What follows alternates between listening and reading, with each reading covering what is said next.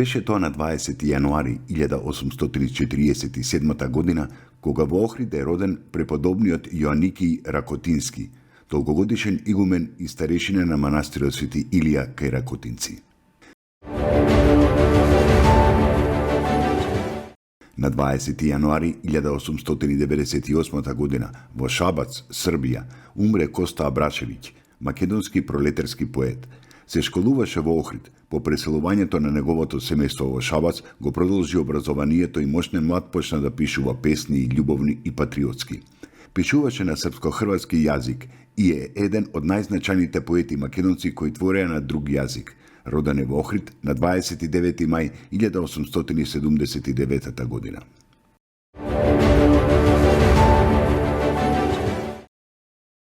Беше тоа на 20. јануари 1909 година, кога е роден Антон Дуков, македонски ликовен уметник, сликар, резбар, наставник и учесник во антифашистичката народно-ослободителна борба во Македонија. Откако во родниот град го завршил Копаничарското училиште, заминал во Белград, каде што студирал на Уметничката академија. Потоа работел како учител по цртање во гимназијата во Врање. По капитулацијата на Кралството Југославија се вратил во Охрид, каде што се вклучил во борбата против бугарската фашистичка окупација. На 27. ноември 1941 година е осуден во отсуство на 12,5 години затвор. Умрел од измрзнување на 16. февруари 1944 година на планината Кожув. Борци на првата македонско-косовска ударна бригада го пронашле бос и смрзнат, со празен ранец на грбот и со пушка која ја држал со згрчени вкочанети раце.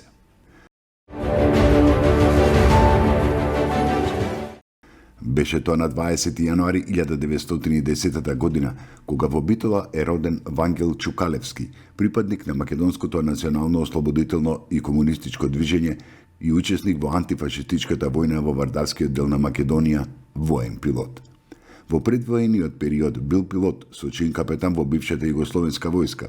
По целосното ослободување на земјата ги стекнал на високите офицерски чинови на Југословенската народна армија и во незини рамки вршел разни одговорни должности. Починал во Белград, Србија на 8. јануари 1983 година.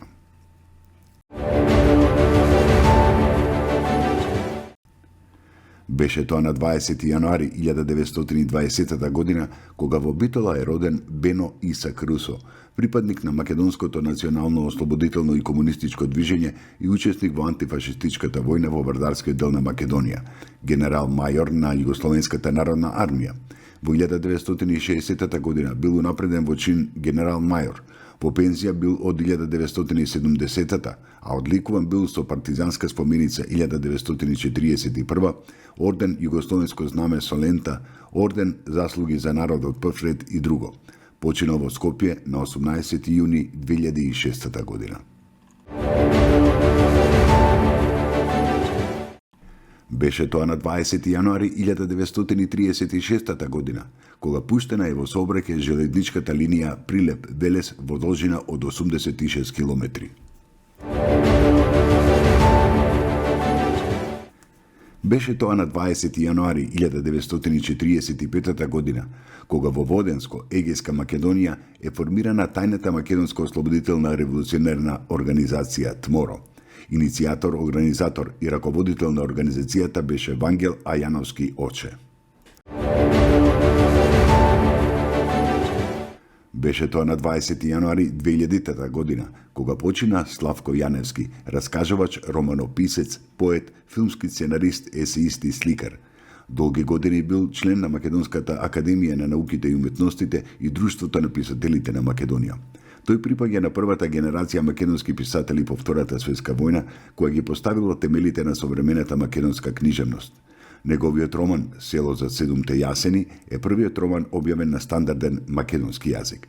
Во спомен на неговото дело, на 29. јануари 2010 година, во паркот Жена Борец во Скопје бил откриен негов споменик дело на академскиот вајар Томе Серафимовски. Советот на град Скопје 2020 година ја прогласи за година на Славко Јаневски во чест на 100 годишнината од неговото раѓање.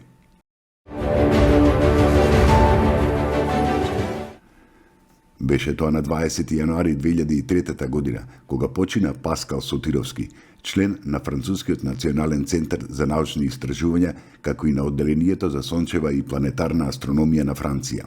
Во 1990 година основал фондација која го носи неговото име и има за цел поддршка на талентираните млади умови од Македонија.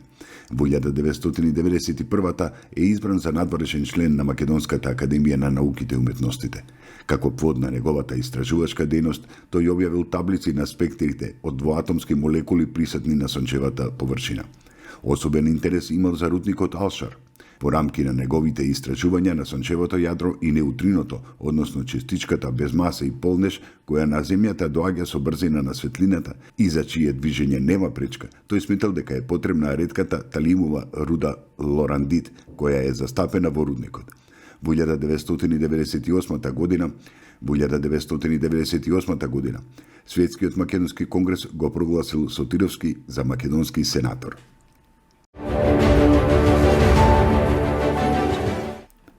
Беше тоа на 20. јануари 2014 година, кога фудбалскиот клуб Вардар преминува во приватна сопственост и целосно беше купен од Сергеј Самсоненко.